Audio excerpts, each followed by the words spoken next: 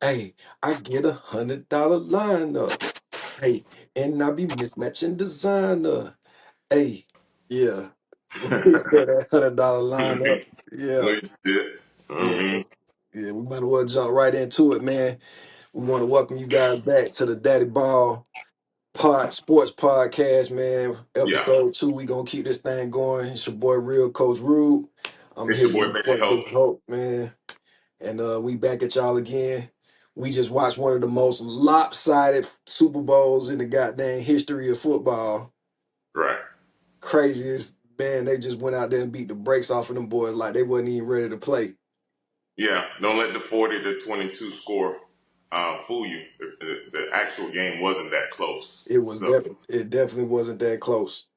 yeah. It definitely wasn't that close. But I guess because the Super Bowl is over, I guess football season is officially over for all the adults. But as we know, youth football still going, baby.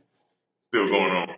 Yeah, youth football still going on, man. What we had last, was that last weekend or the weekend before last? We All Star. What we had, an All Star Yeah. football tournament.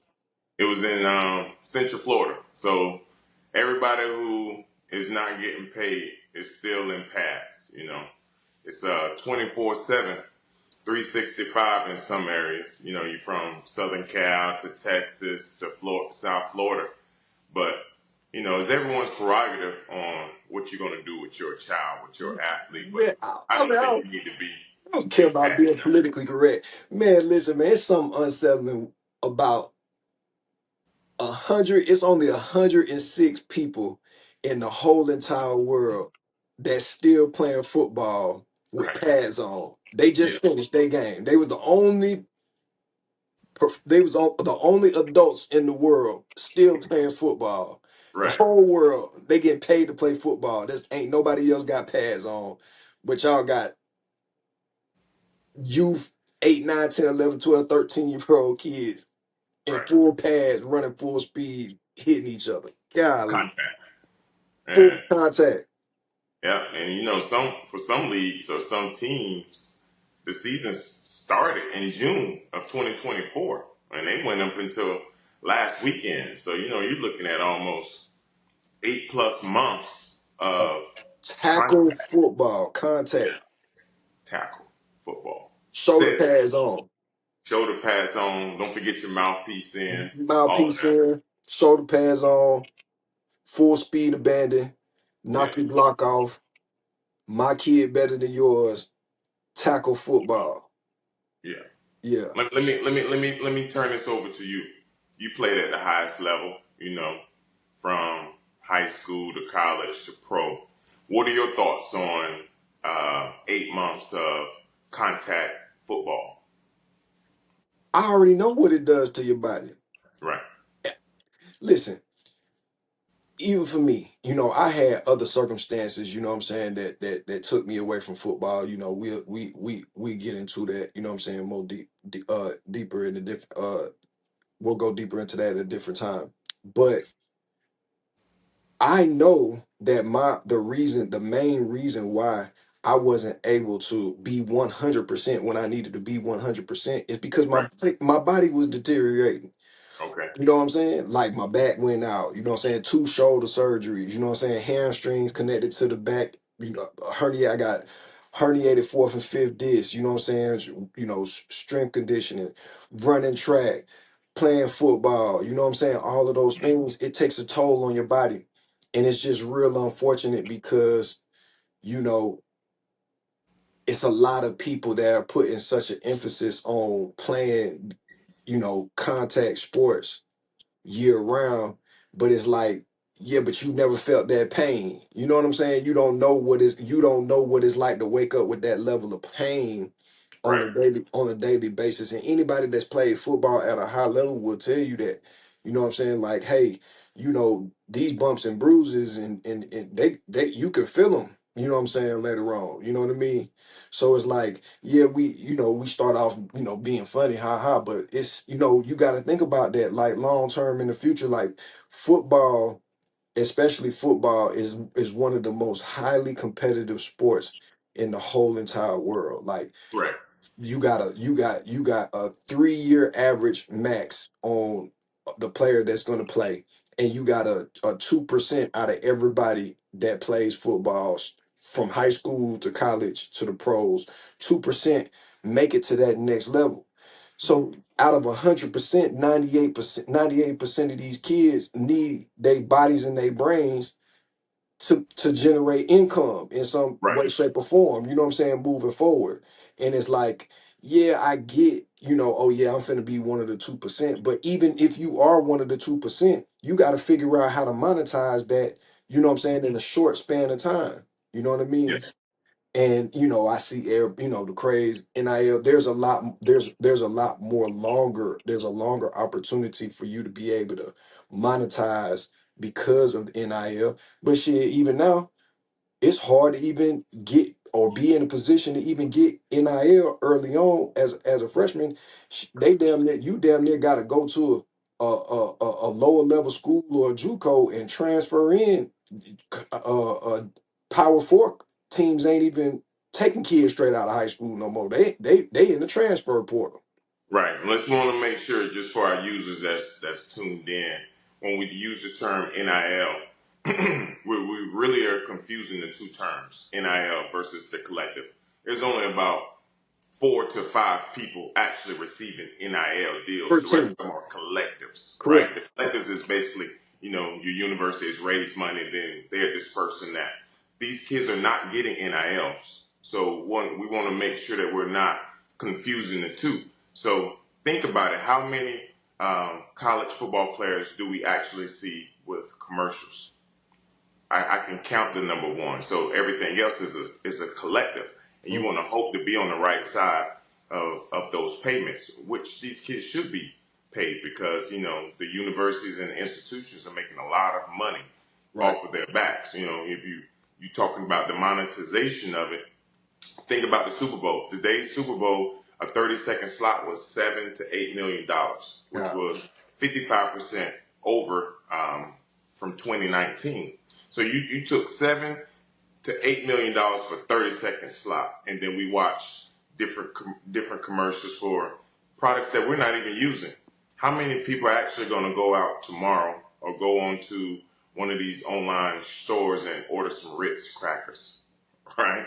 You know, then you think about how much money was spent on causes. Robert Kraft spent at least $16 million on that Snoop Dogg and Tom Brady commercial, Right. only to promote his thoughts on a situation that's going on, across the Atlantic Ocean, Right. right? So he spent his money how he wanted to because he had it, because he was able to monetize whatever it is that he had going on. He's not putting on a helmet. He's not putting on shoulder pads, but he's Right. still able to get his point across, whatever that point was. And he chose to create um, a commercial with two of the biggest stars, one from sports, one from entertainment, to promote whatever thought process it was for him. So there's other ways, like you mentioned, that we have to understand how we can monetize. You said it's a 3-year average for an athlete, for a college football player, right? So Mhm. if they come out of college at around 22, 23, and they play 3 years, at 26 years old, they have stopped playing the sport that they've been playing almost 20 years. Now, what are you going to do? What's your next step? If you don't have that already mapped out, you're going to have a hard time adjusting to life after putting on that helmet. Listen, and it's a very hard adjustment. It's a very hard transition leaving from that type of lifestyle. And because let's just be honest, the majority of the time you're downgrading. Right. You know what I'm saying? Like if you are a star or what I'm saying, have any type of major role on a team and then you leave from that and you go into the real world, you're downgrading. You know what I'm saying? Yes. It's no, you're not walking into work and people asking you for your autograph no more. You know Right. what I'm saying? Like that part of it is over. The fanfare and all of those, the bells and whistles, all of that is over. You know what I'm Yes. saying? Now you have to adjust into being like a normal everyday citizen. You know what I'm saying? And so that transition is coming for them. You know what I Right. mean? And as parents, if the faster that the parents get a hold of this information and think about that and then start planning and game planning for the future, now you'll be able to see, you'll be able, okay, yeah, let me make sure that I got these steps, all these boxes checked off. You know Correct. what I'm saying? Just insurance. Everybody got insurance. Hmm. If you think of it like that, if you are treating your kid like a business, let's just be real, right? If you're saying, okay, I'm paying for these training sessions, we playing football 365 days a year, right? Hmm. And I'm investing, gas, time, energy, effort, all of those things because I want my kid to make it. There's something Right. deep down inside of your heart saying, okay, I want my kid to make it. Well, then at that point in time, it's business. Hmm. Okay, cool. Let's not hide the elephant in the room. Let's talk about it. Right. If this is what the way that you handling it, and you looking at your kid like, okay, this is business, we'll treat it as such because all businesses have insurance policies. And if Hmm. you want to operate this like a business, if you want to operate your kid like a business, cool, but make sure that you got the insurance for, so you know that if this doesn't work, you got a backup plan over here. You got a backup plan over here. You're transitioning. If even if you are getting an NIL and you know you're not gonna be able to get that same thing when you going into your rookie year and possibly, what I'm saying, you get into injuries or whatever like that. Hey, Right. investing in, even if you get in the collective and you're not getting the NIL, you still in college. You don't have to. It don't have to be a situation where you saying, "Oh yeah, this is real." You can invest that money. You know what I'm Hmm. saying? Like you could sit down with financial planners and make that money make sense for the long term, or invest into a future company. That's all that I'm saying is that you can't just be 100% gun ho on the violence. You know what I'm saying, and not be match that energy with the intelligence as well. You know what Right. I'm And saying? you mentioned the thing about treating it as a business. What's the one thing that all businesses want to do once they make an investment to their research and development departments? ROI. What's Mhm. your return on investment? Your return on investment is to have your athlete have the opportunity to have different experiences and then have options once they graduate and matriculate from college. Those options could be graduate school, different types of business. Maybe they want to continue in that sport, right? But you don't necessarily have to be on the court, on the diamond, on the football field. You could be the general manager. You could be vice president of operations. You could be over analytics. You could be the player president of operations. There are so many different areas in which you can affect the sport in which you love without ever having to have that being that 2% that's actually on the field. Right, We just saw the biggest trade happen in NBA history last week, and it came from the powers that be, the GMs. They made that decision to trade Luka Doncic for Anthony Davis, having a cup of coffee. right. Neither one of them were on the training table. Neither one of them were in the gym shooting, right? Neither one of them were lacing up their sneakers. They wasn't getting a acupuncture. They wasn't getting Pro- chirotherapy. They were probably having never played. coffee, Right, probably right? never even played the game like that. Never even played the game like that. And then they affected the livelihoods of both of those individuals. Both of them just purchased multi-million dollar homes in their respective cities. One paid 13, one paid 12 in Dallas, one paid 32 in Los Angeles. But guess what happened immediately? Now they got to transition to different cities. So they were affected in the sports world by somebody who's not even playing the game. So you want to have those options. So Right. what's your return on investment going to be? You want to make sure that you have those various options and show your athlete that there's other ways in which you can impact this sport without ever having to be in the playing field and being that 2%. And let's just be real. Like, we need to start encouraging that type of, what I'm saying, movement. Anyway, we need Right. more gentlemen. You gotta think. We just watched Super Bowl, right? Hmm. Saquon Barkley. That's the biggest fumble. We watched this on TV. We watched this live and on TV. And this general manager is still has his job. This Right. is the biggest fumble in the history of the NFL. They did not pay this man. They could have paid this man, and he couldn't even go. Y'all let him go to Yeah. Philadelphia. Y'all Hmm. just let him go Yeah. in public. This is like one of the biggest public gaffes, and this guy still has his job. How is that possible? Yeah. He's making the decision. You see, they got video clips of this of decisions being made by his wife and kids, and they all, you know what I'm saying, making drafting off. What in the world is going on? And this guy Yeah. still has his job. It's Yeah. wild. You His know what kids I'm had saying? just come home from school. If you look at that clip again, one of his daughters had on a plaid skirt, right? So they was coming fresh from school. They just laying around casually talking about the livelihood of the top two best running back in the history of in 2025. They casually made a decision to trade this individual, or not even trade him, let him go into free agency while having a discussion with his family when they came home from school. I No, said, if that's not diabolical, I don't know what it is. no, we don't really need the best running back in the NFL. And the man said he wanted to We be don't need there. it. He wasn't even trying to go nowhere else. All he wanted was $11 million. Right. That's all he wanted. They didn't want to pay the man. That is so wild, man. Yeah, yeah. He said, "Come back.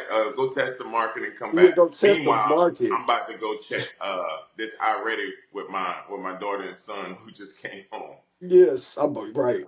I must let a 12 or 14-year-old sign off on this. You know what I'm saying? Yeah. Like, what in the world? The man just run a Super Bowl. You know what I'm Right. saying? Like, he was the difference maker to make a team go over the top, and it's a blessing. I'm happy that it happened. Hey, congratulations, Saquon, man. They fumbled the bag, and, Right. it was a blessing for you because you still got the bag that you wanted, and you got a Super Bowl. You know what I'm Yeah. saying? So congratulations to the Philadelphia Eagles, Jalen Hurts, Saquon Barkley. You know what I'm saying? AJ Brown, you know what I'm saying? Like he moved around a lot too. You know what I'm saying? It's Right.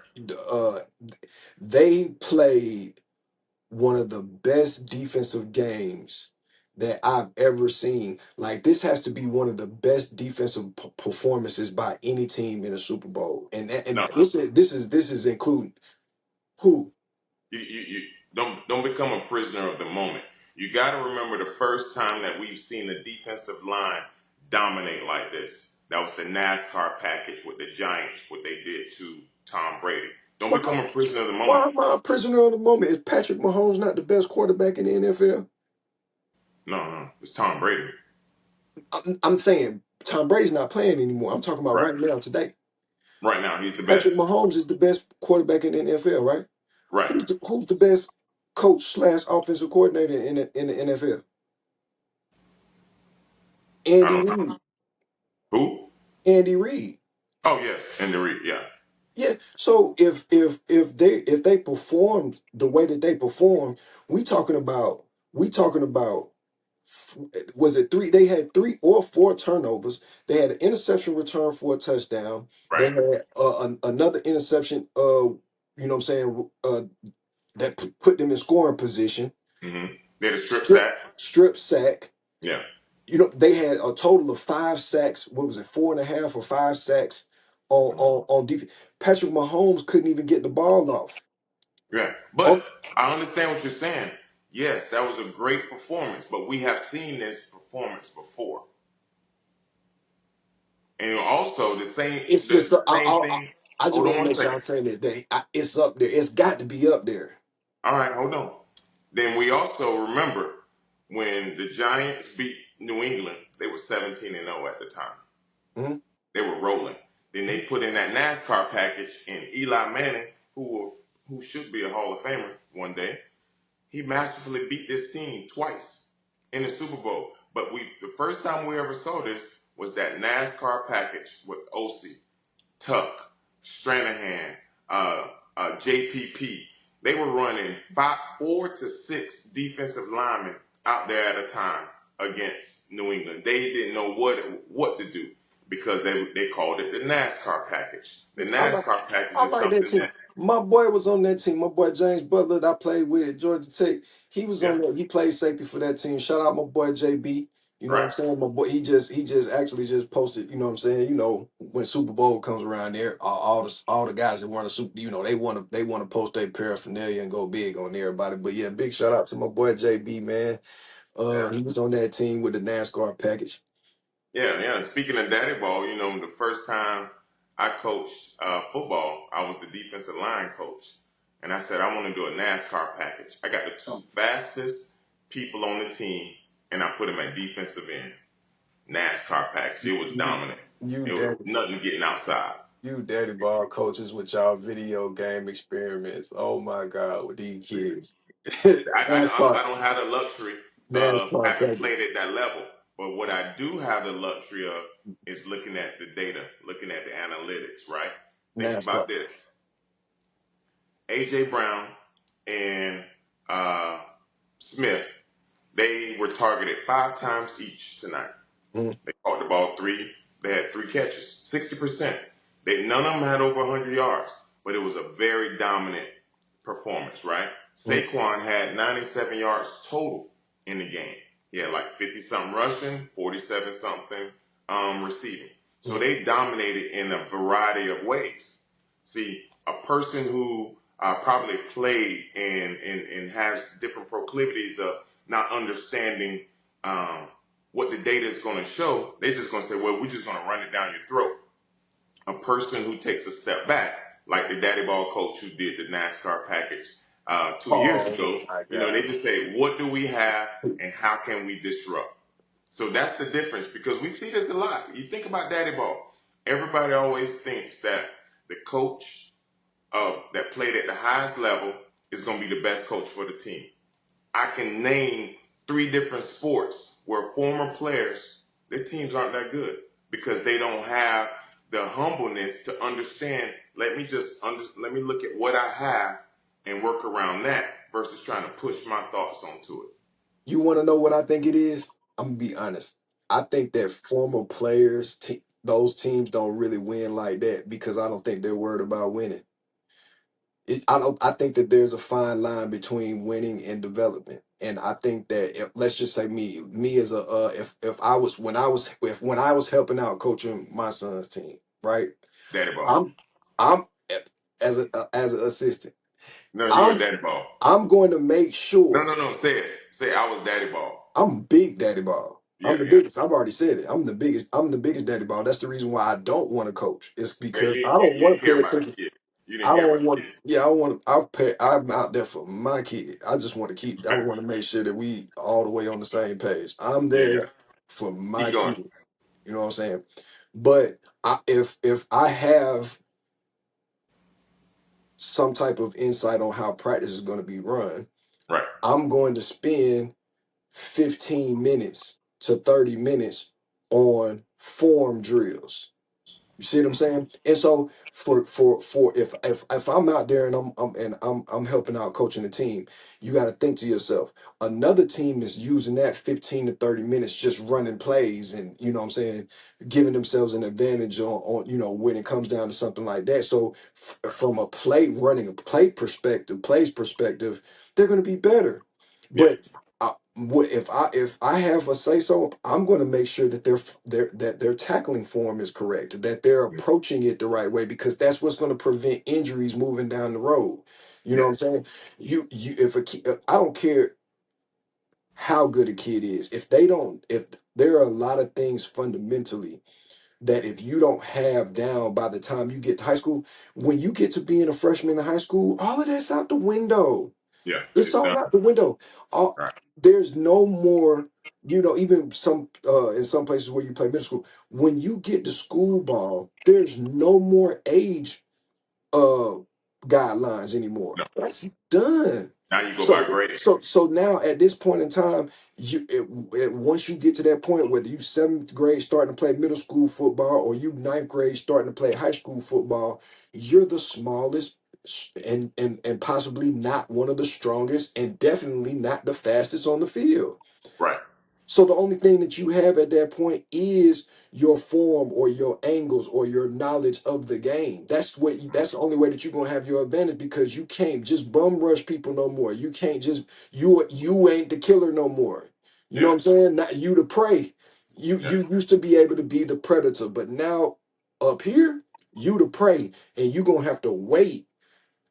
If you don't know how to leverage your skills on that field, you're gonna have to right. wait until you get to the point of where you're stronger and faster than everybody else before you could take advantage of getting out there on that field.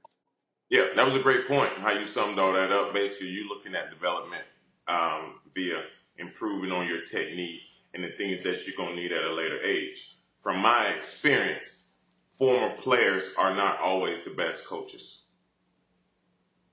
That was all I wanted to say, Yeah, and I have examples of that. yeah. I mean, I get what you're saying. I Yeah, completely do. I don't think that. I guess where I'm coming from is I don't, winning, you know what I'm saying? Like at a youth level, you know what I'm saying? Like I don't know, because for me, I won everything when I was, youth level. Like I know that it doesn't matter.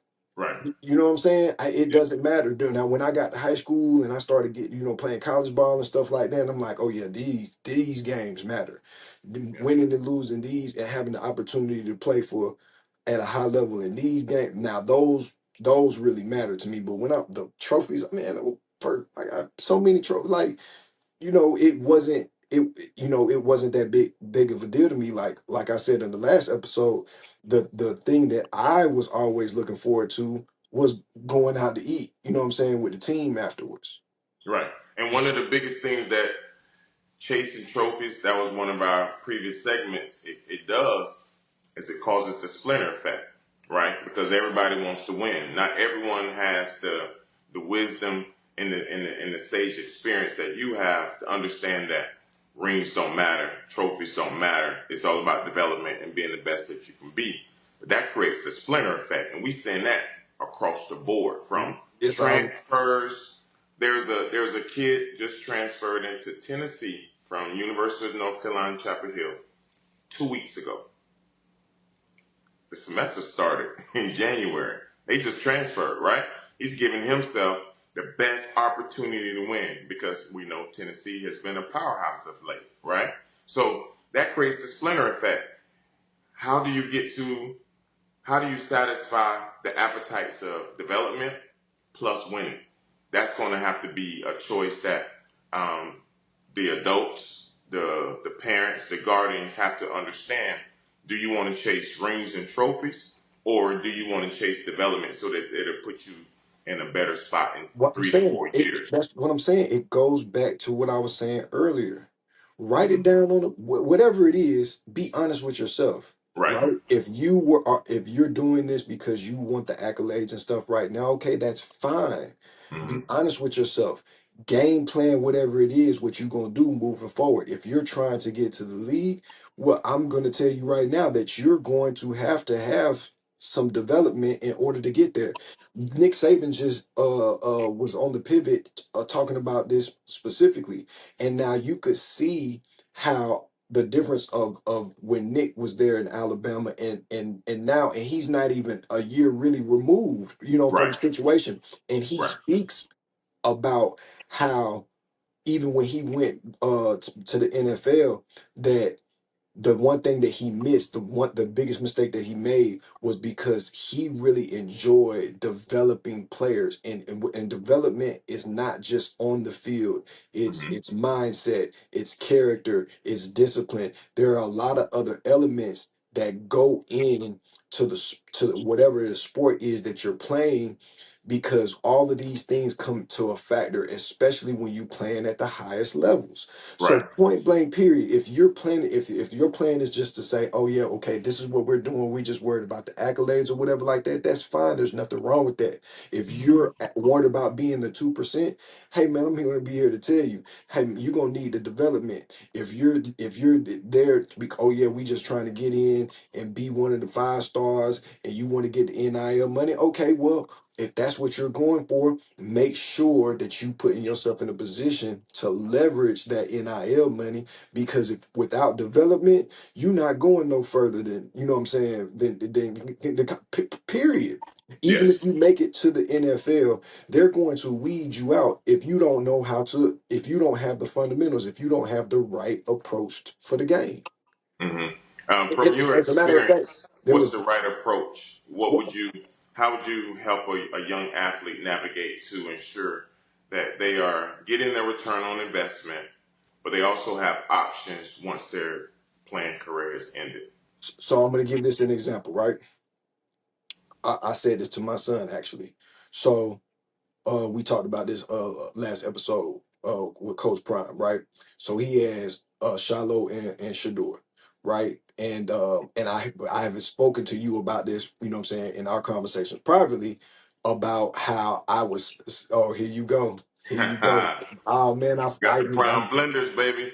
I need to grab my Dion's. Man, I should have had mine on standby, Yeah. but but about how, you know, you were talking about how they were the best players or whatever, and I've talked to you, you know, in our conversations that we have over the phone. Like, I don't know, there's some things that I see that's going on with Shiloh, because I'm a DB, so I'm paying attention to it. I'm like, hey man, Right. there's some things that's going on with Shiloh that might not, you know what I'm saying, translate over. You know what I'm saying? He hmm definitely can hit, but it looks like his leverage is wrong, right? So just me being watching it on TV without having access to the field to the film, I'm seeing this, Right. right? So there was a play that happened in during the year where he came in the hole and the running back, you know what I'm saying, you know, broke his legs and he looked all crazy, you know what I'm saying, and you know when he tried to tackle him or whatever like that. Yeah. But that was a leverage. That was Yeah. a leverage, issue that he had during that tackle.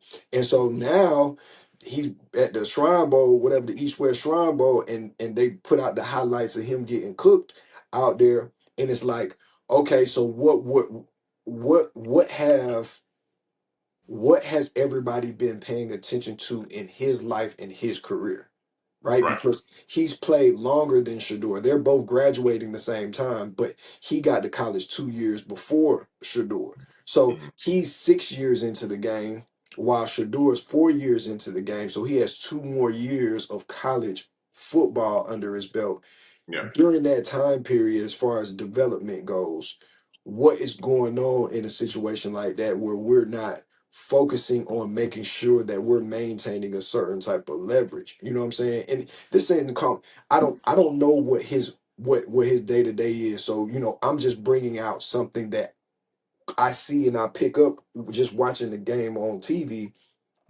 Then when it's time for, okay, Colt Prime ain't there. hmm You can't. It ain't nothing but scouts and agents and, you know what I'm saying, other kids out here that's trying to play themselves into a position to get drafted. Right. So now it's just you and them, right? hmm Determination and the big eye in the sky. Because the big eye in the sky don't lie, baby. The Well, big guess eye. what? That was a great segue you mentioned about that play when Shallow didn't break down in the hole, and then the running back gave him a 1-2 step, and then broke his legs. Everybody wants to show that play. That was in the second quarter of that game. But guess what happened at the halftime? He came up and had the same play. He made the hit in the A gap, right? Mm, Then later on in that same game, he got a pick six. So what did he have? He had short memory. He was coachable at halftime. He made his adjustments, and those things are going to happen. Now, go to the Senior Bowl, the Shrine Bowl. They show that play where he was going against the receiver from Miami. That was a no. That was a lose-lose situation. The receiver knows the route. He knows he was doing a slant. There's nothing he could do. They just looking at to see how fluid are his hips. How can he turn and go? There's no winning in a one-on-one situation like that because the I'm receiver I'm already not knows talking the about route. winning and losing on one-on-ones. I'm talking about Right. what you just now said. What did you see what did his leverage look like? What did it look like? as far as his fluidity and flexibility in his movement. It was a lose lose. He doesn't need to be flexible. No, I He's not a cornerback. He's a safety. He needs to yes, just come up and fill the hole. He's never going to play cornerback. you He's don't never played listen. cornerback. If you play DB, you have to be fluid and flexible. Period. Safeties are going to guard tight ends. Safeties are going to sometimes have to be on slots.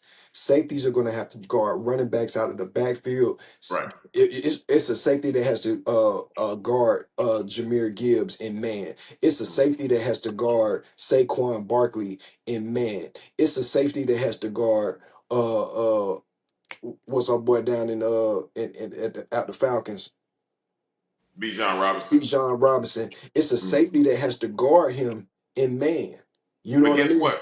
Hold on one second. Guess what? Those you named all running backs. They don't run routes Yes, they technically like do. wide receivers do. But hold on one second. What about the Legion of Boom? Did Cam have fluidity in his movement, or was he just coming down smacking people? He had both. No, he didn't. He only Yes, came down and laid the pipe. yes, he did. You see what I'm saying? Come on, man. Come get it, man. Oh, Come get it, man. Come on, man. man, You going too far, man.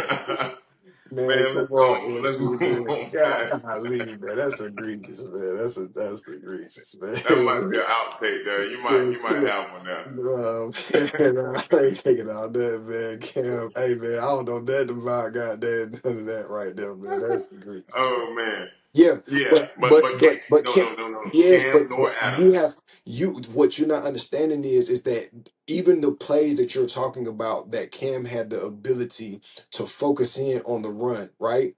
Okay, He had a very strong man-to-man safety, right, that was playing alongside him. It's Eric, not Thomas. Yeah, Thomas from Texas. from Texas. He has a safety that's playing with him that Okay, has the ability to check somebody man to man. That makes a huge difference. You know what I'm right. saying? That's a game changer. You know what I mean? Where you have more flexibility and free range because you got a safety that can take a man away.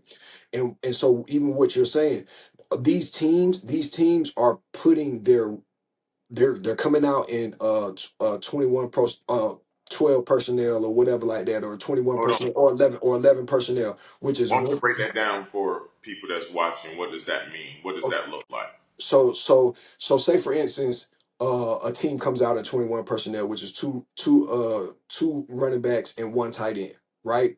And you got we'll use Detroit for example, and you got Swift at running back, and you got Jameer Gibbs at running back. So those are the two running backs that's in the game. But you line Jameer up at split out at the wide out position, right? Right. Not even in motion. He's the widest wide receiver out on the field.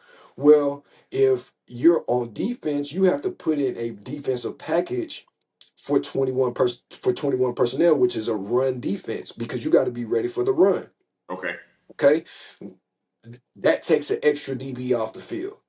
Okay, so Right. now who's playing man-to-man coverage on Jameer? I hope it ain't a linebacker. You just replaced your linebacker with one of your DBs. So I hope it's not a linebacker. So who's gonna be playing man-to-man on Jameer? It's gonna have to be a safety if you Okay. call a man defense in that situation. The same thing if you have one running back in and you go to an empty formation and you're putting him in motion back and forth, if you're in a man-to-man defense in those positions, you got to have an extra DB shadowing a running back, and more than likely that extra DB is not the best cover corner that you have. It's not going to be one of your three best cover corners, because if you're in empty personnel, whether you have a tight end in or if you have four wideouts in a running back, you need to guard three of these wide receivers with your best cover corners. You Okay. can't come off of one of your best cover corners to guard a running back, even though the running back is more of a threat than the wide receiver in these cases. So now it creates mismatches. So every team is looking to expose somebody who doesn't know how to play that type of leverage. You know what I'm Yeah. saying? So that's the only thing. If when it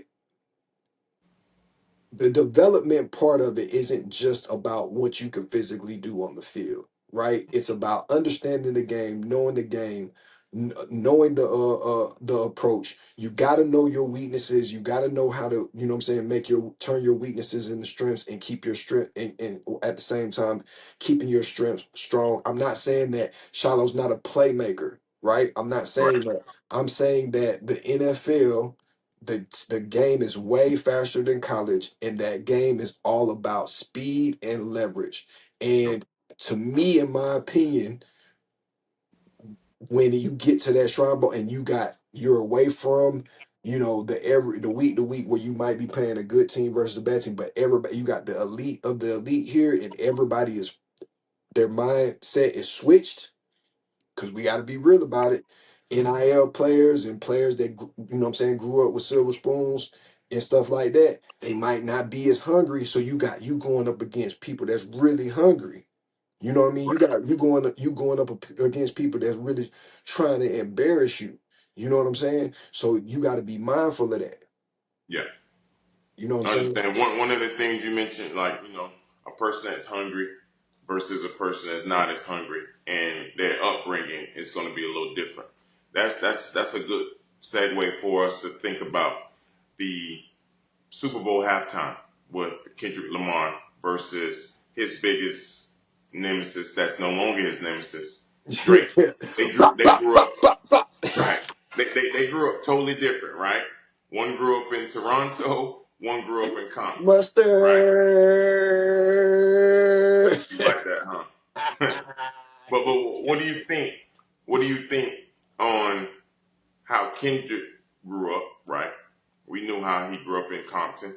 Mm, Then Drake, who used to be Aubrey, grew up, on in Disney Channel. Toronto, different family. Yeah, on the Disney Channel. Their Nickelodeon. approach to this rap conflict has been totally different. That person that was hungry, he just wanted to wipe him out Period. totally, and that's what he did. And that's what we kind of see that. So, what are your thoughts on the future of what Drake's going to be able to do after? I mean, you got to think since June to July, Kendrick has been the biggest thing that we've seen. When the last 12 to 15 years has been all Drake. Bop, bop, bop, bop, bop. Yeah, I ain't gonna let it go down. You like Man, that? you know this dude Drake, man, this man wore a jacket that had bullet holes in it. He on his tour in Australia right now. He got a jacket with the bullet holes in it. But it's just funny to me that That ain't he gonna age does well. that. Yeah, it didn't age well because Kendrick done turned around and sprayed you up. He sprayed you up during the halftime show. Hey man, listen, man, I enjoyed that halftime show. I'm glad that Kendrick performed the song. I seen people having takes talking about that he shouldn't perform the song. I'm like, what? Why wouldn't he perform the song? Charlamagne was talking about, oh, he don't think that he should perform a beef song and say that. Well, no, hell no. Not only did he do it, he looked in the camera. He said, Drake. Right. Oh man. It's over Hey, for Drake. so and but that's what I mean is that the you don't people don't understand the level of the word is grit, Hmm. right? When you have something that's inside of your heart that you can't fill in with money, Right. right? There's a certain level of pain that you've been through and that you've seen that money can't fill that appetite up.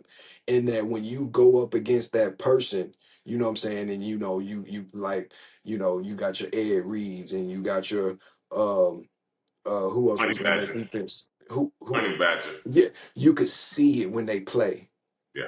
You could see it when they play that it don't have anything to do with speed. You know what You I'm know who they saying? were totally Sean, different than? Sean Taylor was like that. You could just look at him and just see like Yeah. there's something else that's going on with this player, Hmm. right? That doesn't have anything to do with, you know, skill or ability. Like they do have the skill and ability, but Right. then there's something else that you can't really put your finger on to explain like, wow, what is making this guy? go on a whole different level because there's an appetite that you can't feel with this guy.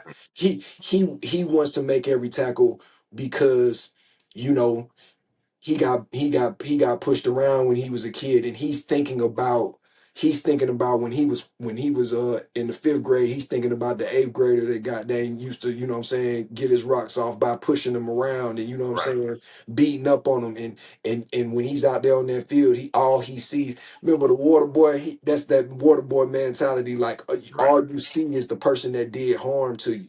You know Yeah. what I mean? And They so just what blank out. he just blanked it, and that's what's going on. It's the same thing with going on with Kendrick. Is I don't know if it's some there might be something personal that's going on between him and Drake, but he's just in my opinion he's just blacking out and remembering somebody that got a girl that he really loved and that he really wanted to be with, or you never know what it is. You know what I'm Yeah. saying? Like uh, uh always got picked first when they was in class. You know what I'm saying, you raise your hand to answer the question, you know what I'm saying, to answer the question for the math problem, whatever, or to read the excerpt from the book, and the teacher always calls on this guy, you know what I'm saying, Right. the light skinned curly head dude, you know what I'm saying. But Kendrick like, shit, I know how to read too, and I can read better, and I can read with, you know what I'm saying, Yeah. I know how to enunciate. You know what I'm saying? I got, and it made him work on his craft and made him pay attention to detail. That was the best part of the performance to me was is the is how he moved in unison with the camera, Hmm. right? And they made sure that the performance was tailored to make it not only am I rapping every single word, but I'm doing this maneuvering around with this camera to make everything extra cinematic.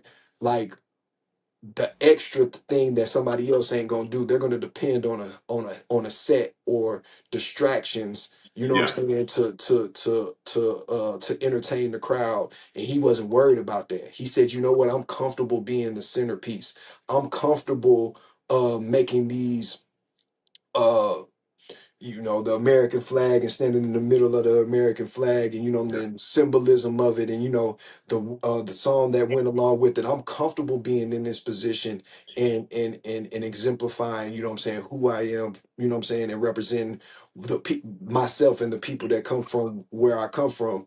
Whereas, I don't it just when it comes down to a guy like Drake, you don't, what does he represent? Who is he representing for? You know what I'm saying? Right. Like, who are the guys that are like Drake? You know what I'm saying? Who are the people like from where he comes from? Because his music he doesn't let us know who those people are from his music. You know what I'm saying? And Right. so Kendrick, you can feel it, you know what I'm saying, in a lot different way. Right. And so even because we were just now talking about the NFL draft, and this is something that I want to make sure we talk about, you know what I'm saying, before we get out of here, right? Is that they're like for a kid that's like the wide receiver from LSU that got charged for the vehicular homicide on the Lacey. ex-Marine Lacey. So he's in a situation right now, right, where allegedly um he caused a car accident. He wasn't actually involved in the car accident, but allegedly because of the way that he was driving, the reason why he got arrested, he got the warrant and got arrested was because he was the driver. He was driving recklessly, and that caused the accident, right? But now there's new information, and I have it right here. So the first story is that Lacey was illegally passing the other vehicles. The driver on the northbound pickup truck abruptly braked and swerved into the right to avoid a head-on collision with the approaching Dodge. That's what he was driving. You know what I'm saying? Hellcat. You know what I'm saying? He was driving the Charger. Yeah, he was in the Charger. And the Kia Cadenza hit the car that the Marine was driving head first. You Right. know what I'm saying? That's what his name is, Herman Hall. Um, and killed him. Right. But now his attorney, Matthew Ori, says he has made a statement and says, "I wish to address the charges of negligent homicide and clarify the facts surrounding this tragic incident. On the day of the accident, Mr. Lacy was driving on the road with two lanes in each direction, which was one of the points was kind of ambiguous about how they were saying it because they were making it seem like it was one lane, like Hmm. he was crossing over a yellow line. That's what they was Right. trying to make it seemed like when they were when in the initial report that he was crossing over a yellow line. But his attorney clarified that this was a two-lane highway, two lanes Right. going each way. The collision that resulted in the death of Mr. Herman was not caused by Mr. Lacy's actions. The accident occurred directly in front of him when a second vehicle in an oncoming lane crossed the center line and collided with Mr. Herman's vehicle, in which he was a passenger. uh we are of information and belief that the vehicle that collided with Mr. Herman's vehicle was issued a citation. So the police came, they gave that vehicle a citation. At no time would Mr. Lacy's vehicle strike the rear of Mr. Herman's vehicle, nor did any other vehicle Mr. Lacy pass collide with his vehicle. It's crucial to emphasize that Mr. Lacy did not cause or contribute to to the crash, but he's being charged with this crime, and he's a wide receiver that has a chance to be drafted. I don't know where he's from. I don't know what his situation is, but I Right. know that his whole life is being impacted by this. When the information that came out first was basically painted the picture of him doing some kind of and being negligently wrong.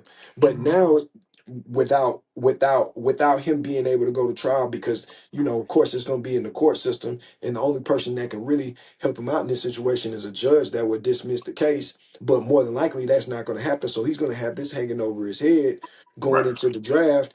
And because this is going to be hanging over his head, he might go undrafted. A guy that was supposed to be a first day, a top 3 round guy, Hmm. might go undrafted, and because of misinformation. You Right. know what I mean? And so there has to be something, because you see this a lot in the entertainment business. There has to be something that's put in place, you know what I'm saying, to protect people that are in situations like this, because he worked his whole life for this. You know what I'm saying? I don't know what the details are. Maybe the lawyer is spinning it around to make him look like he's innocent when maybe he was guilty. I don't know. All I do know is that if what the lawyer is saying is true, this is hanging over his head, and now he's possibly not even going to get drafted because he's in this position, in this situation, and a team might not even touch him until this situation gets resolved. Because look what you have going on. You got Ruggs in Las Vegas driving, what I'm saying, fast on the highway. You know what I'm saying? Vehicular homicide, has to go to prison. That's money wasted, you know what I'm saying, on the team. You had a similar situation with Jalen Carter when he was in his track hawk. And so I just wanted to bring that up, highlight, you know what I'm saying, what's going on in that situation. And I did want to use that to also say this too. Parents, please, especially these kids that's getting NIL money, they're getting a good piece of a collective or whatever it is, right? I know that y'all want to call these boys men. I used to be there. I know for 100% fact that being 18 and in college and out of the house does not make you a man. I know this for 100% fact. You're not a man just because you leave from the house and you go to college. For the most part, the kids that are going to college, they're so sheltered from what's going on in the outside world because their schedule dictates their whole entire life. They Hmm. don't even get a chance to live a normal life like everybody else because their practice schedule, their game schedule, their homework schedule, their tutoring schedule, all of that stuff is already set for them. You know what I'm saying? And Right. so they get a little piece of the NIL money, or they get a piece of the collective money. And what's the first thing that they want to go buy? Fast car. They want to go buy a Dodge. Hmm. They want to go buy a car with a souped up motor. And it's so crazy that the parents are like, oh well, that's their money. That's what. No, this is business. This is your investment. The first thing that I would say to any parent before you let your kid drive a car, you drive it. Hmm. You see how much power these vehicles have and how good of a driver you have to be able to control these vehicles.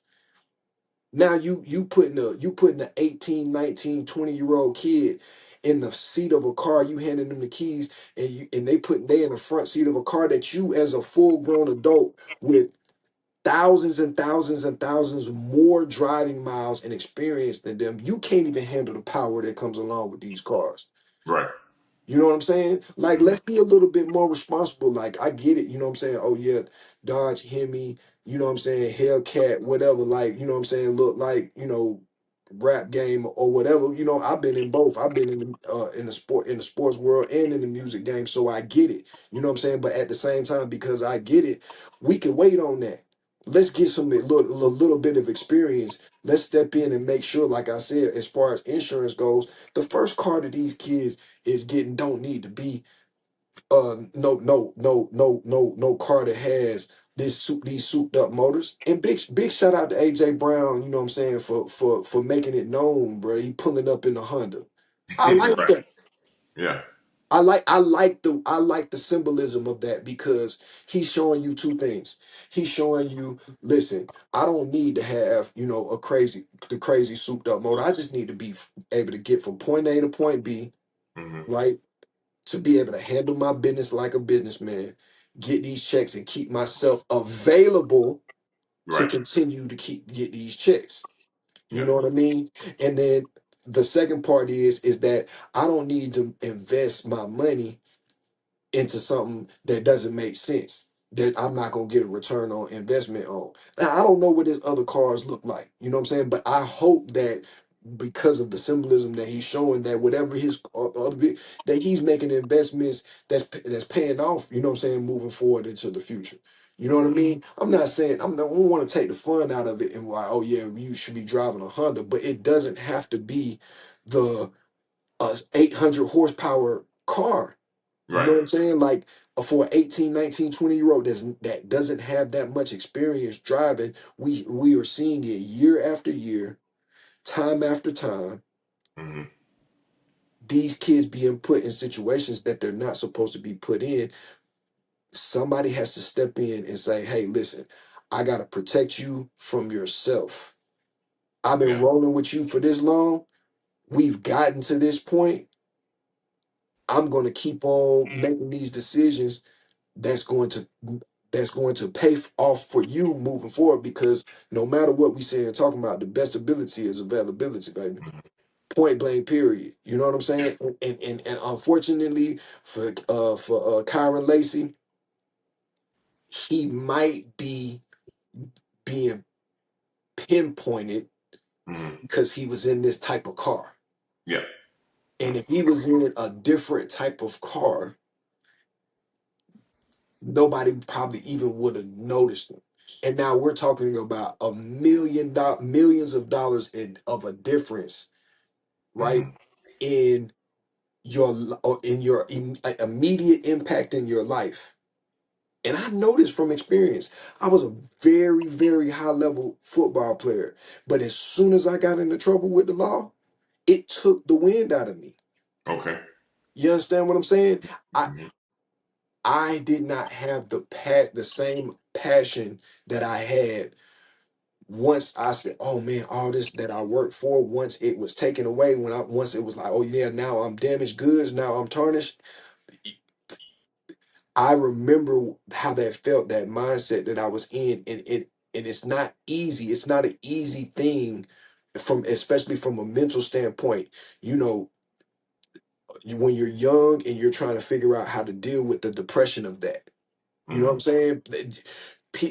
You go through all of these things. You go through all this adversity. You go through all the ups and downs, and you know what I'm saying, the differences with other players and parents and coaches and all of that. And you get to the other side and you handle your business and you work your way into the starting spot on the higher level, and you showing up for weight training and you passing class and you're doing all of these things, and then All it takes is one mistake. Hmm. And then once that happens, it takes the air right out of you. You know what Yeah. I'm saying? So now what for this kid, if he knew that he was supposed to be a top 3 round pick and now he don't get drafted, where does his life go? Mm. If he doesn't have the fortitude, you know what I'm saying? Yeah. There's that just that small thing like, man, I was supposed to be here in this position and now he's an undrafted free agent and now everybody can goddamn, do what they want. Like basically, like we could just, you know what I'm saying, we could have you on practice squad, we can do what we could use you however we want to use you. You know what I'm saying? And now you got to go through that for 2 or 3 years. Everybody doesn't have the fortitude, you know what I'm saying, to be able to fight through stuff like that. You know what I'm saying? And it's just as simple as decision as the car that you pick. You know Yeah. what I mean? One of And the things you've mentioned twice is parents having to protect the kids from themselves. We started off talking about football, in an extended period of time, 8 months, 9 months. These kids are in pads year round. There has to be an adult or a guardian to be able to protect them from themselves, right? Now we go on, 2 levels from the youth level. Now we're talking about parents having to protect these kids from themselves once again, right? right, Because they need to be able to understand you're about to get behind, a very powerful machine with a lot of horsepower that you've never been able to control before. Now you need to be able to protect them again because once again, that's still your investment. What is your exactly. ROI? You're not going to be able to have an ROI because your best ability is your availability. Now you're Right. not available Mhm. because you've been taken away from a situation. But while we're talking about the Lacey case, and we don't understand all of the details around it because it's let it play out in the courts. I want to make sure that you know our prayers go out to the families of the individuals that passed away. For Right? sure, We're sure. not just going to make this all about About oh football, yeah, this kid is for not sure, going to be drafted first round. There's some people who have lost their loved one, for and sure. that's going to have a splinter effect as well. And prayers out to them for that. Now And we've touched on that. Now we he want to go served in the back to the military truth. too. Right. We want He's to go ex-Marine and back to served in the military too. So, appreciate your service and everything. yeah, When it comes down to that, you definitely didn't deserve to go out that way after fighting the battles that you fought in your life. You definitely right. didn't deserve to go out it, you know what I'm saying, in that way, for sure. Yeah. And so one of the things I think we'll in our next episode, we're talking about grit. We're talking about protection. We're talking about the wind taken out of you when your time has expired playing that sport. What does all of that go into? Mental health. That's going to be something that we're going to touch on in our next episode because after 3.5 years of playing in your sport at 26, 27 years old, now how do you adjust to the regular world? When something's been taken away from you, whether it's from a legal standpoint, a health standpoint, or a performance standpoint, how are you going to be able to adjust? How's your mental health going to be? So that's going to be a great area for us to dive into in our next episode. For sure, for sure. So in between now and then, man, y'all stay away from the splinter effect, man. It's already going on, baby. Yeah, Splinter effect. Football season is officially over, so I guess it's officially baseball season and track season. You don't see the splinter effect too much in track, but we definitely seeing the splinter effect already going on in baseball season. You know yeah. what I'm saying? They ain't they not hesitating, man. Moves and counter moves, but actually, you want to. It's so crazy because the baseball teams got the splinter effect going on, but football teams, of course, they already got it going on too. Didn't you just send me a flyer? They already scheduling contact football games, ain't they? They're calling it preseason kickoff. Preseason kickoff. When is that? It's in May, June. May, June, man. On the way, man. Football, It's tackle on the way. football back on the way again, Yeah. baby. Golly. Gonna God. catch me out there. School Yeah. ball on the way, baby. Before school ball, ain't nobody gonna be out there in pads in school ball, middle school or high school. or college or or pro, pro. Yeah, but youth is gonna be full speed, knock your head off. My kid better than yours. yeah. Go up the road. We going up the road. Get this Tra- work. Travel football, baby. Hey Yeah. man, you gotta love it, man. Hey, we appreciate you guys rocking with us. Another episode. Once again, man, it's your boy, Real Coach Rube. Veggie Hope. Please leave comments below and don't forget to hit that subscribe button.